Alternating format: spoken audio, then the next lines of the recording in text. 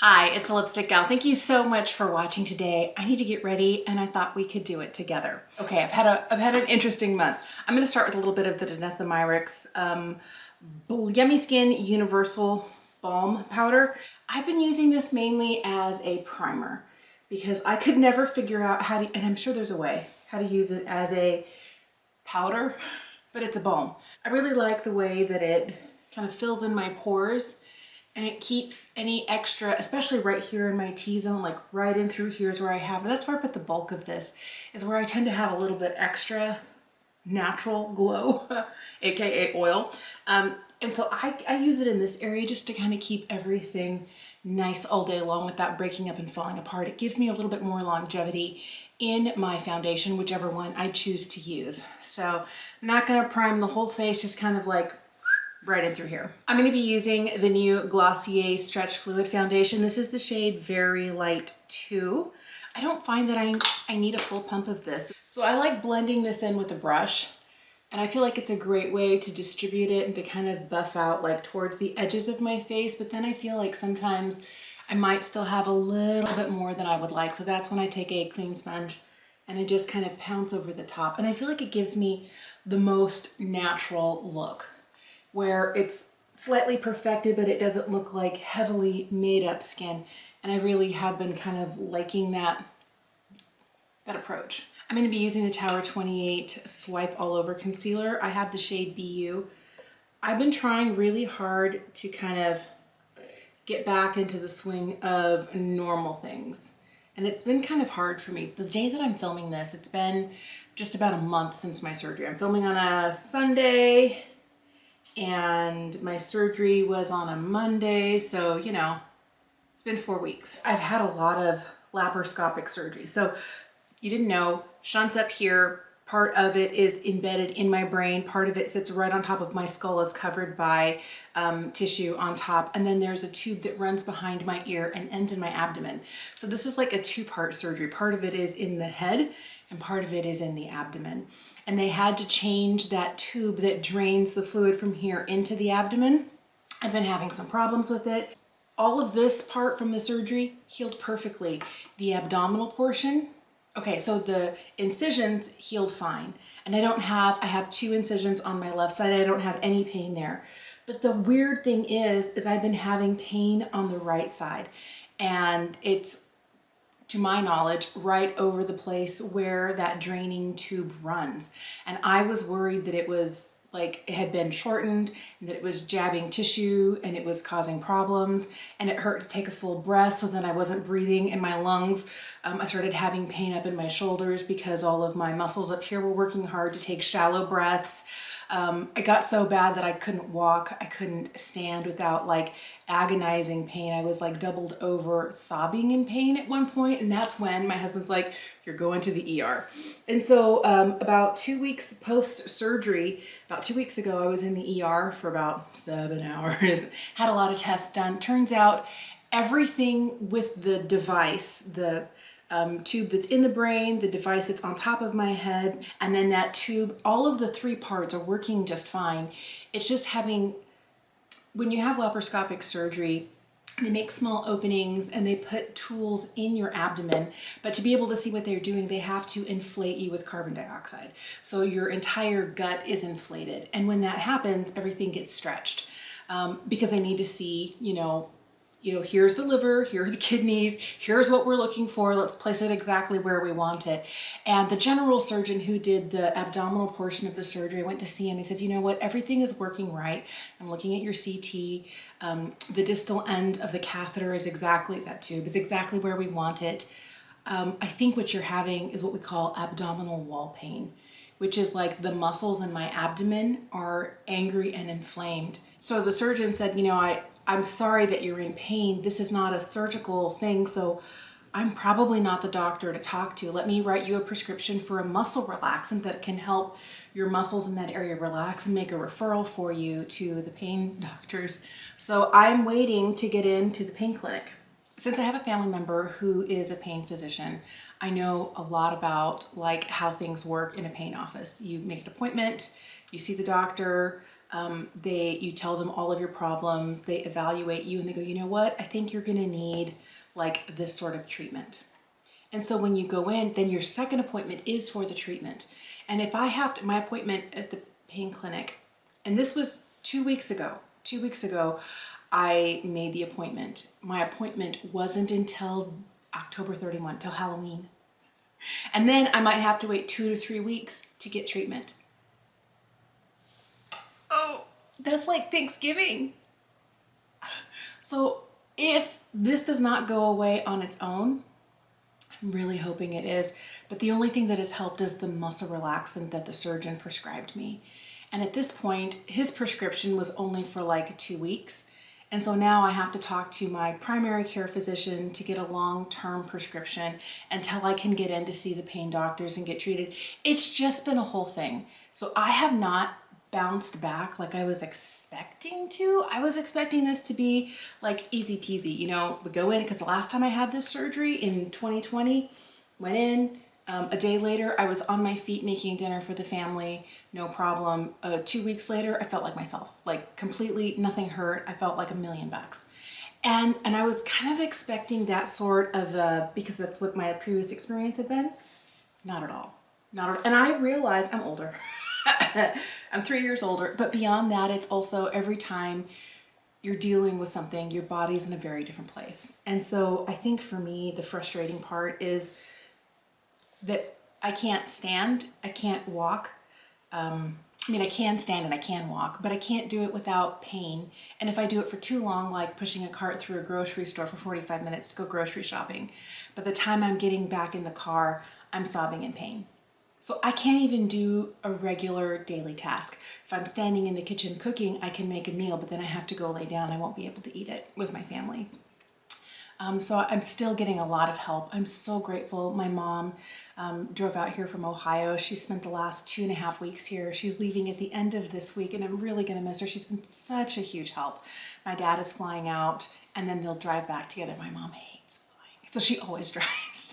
So my mom drove out, and she didn't want to drive back by herself, so my dad's going to come, you know, fly out, pick her up, and they're going to drive back together. But like my parents are great. They do so much for me. But I'll just tell you, this has been a really strange month, and I'm in a weird place because there's very little I can do. I'm fine sitting here because I'm not moving.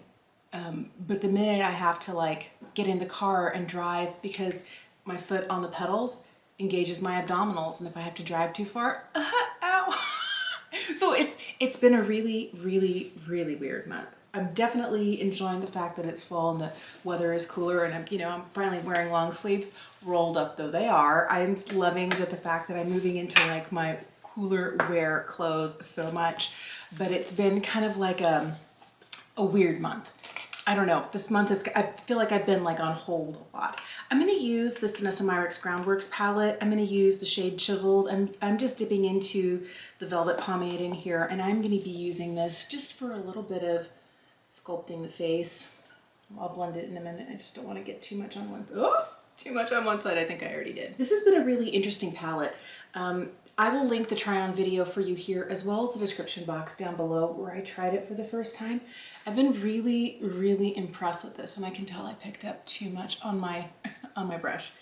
But the great thing about this is that it has a lot of different shades and tones, and it has 2 different textures. You get velvet pomades, which are very much like a Super Shock blush or a Maybelline Bouncy blush, that sort of a texture. And then on top of that, you get some powders, and the powders are really beautiful, finely milled powders that coordinate. So you have a velvet pomade and a matching powder. So if you're trying to build an eye look or, set the cheek, you can do that. These work in the brows. I've used them to do my eyebrows before. I've used them as lip liner. I feel like this is a really interesting kind of neutrals palette because you can use it all over the face. It's not just an eyeshadow palette.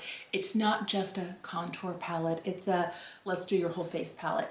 I'm going to use the EM Cosmetics Pillow Plush Blush today, and I think I might just use, I'm just going to use a brush. This is the shade Peanut. I don't want too much blush. I want just a little bit. This formula here is also very similar to the Danessa Myricks Velvet Pomades.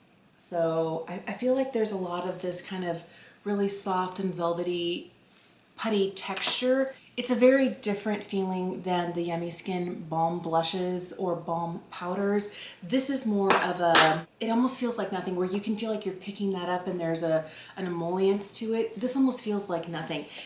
As you're applying it, as you're wiping your finger through it, it is kind of soft and squishy, but I really like this shade in Peanut a lot. And I think it's just the right amount of just a little bit, not too much. I'm going to use a little bit of the Merit Highlight Stick in Kava. Man, I really like this stuff. This is really pretty, but it's like kind of a balm, and I don't want to just, because I feel like that would probably, because it's so glowy, would disturb what I have down. So I'm going to pick it up on my fingers and tap it on, but I think it's beautiful. Here is something that I really love, and I haven't been using a ton because I've been reaching for Groundworks. So I can laugh. We're not using Groundworks for eyes today. I'm going to be reaching for the new Natasha Denona I Need a Nude, and I love this palette. I don't want to do anything too elaborate, but I'm starting with one of the shades in the bottom corner. This one's called Wit, and it's kind of more like a warm peachy shade. I'm going to take the shade Fair, which is kind of like a close to my skin tone matte shade, and just brush it all over the inside portion of the lid. I'm going to take this darker matte shade called Tender, and I'm just going to build it up right here in the outside corner. I don't want it to get too dark, but I definitely do want some definition right here. I have the shade Muse. This is one of those that is super sparkly. I love this shade, and I'm just going to tap this over the lid, kind of center it a little bit more towards the middle of the lid. I have a little glitter fallout, so I always pick up a little translucent powder on a small brush and kind of just see if I can whisk it away. I've been so distracted by my eyebrows, so I'm going to take a minute to do that. I am using the Make Blade Line just to fill in a few areas, and then I'll swipe through some clear Control Freak from NYX, just a clear brow gel to hold things where I want them. For eyeliner today, I'm using the Lisa Eldridge Seamless Glide Eye Pencil. This is the one in Ground Coffee. Really love the tone of this dark brown liner.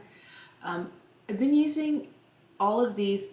I got 3 of these. I've been using them quite a lot. The one that I use the most is Renaissance Gold. Love that shade. It's unlike any other color I have in my collection.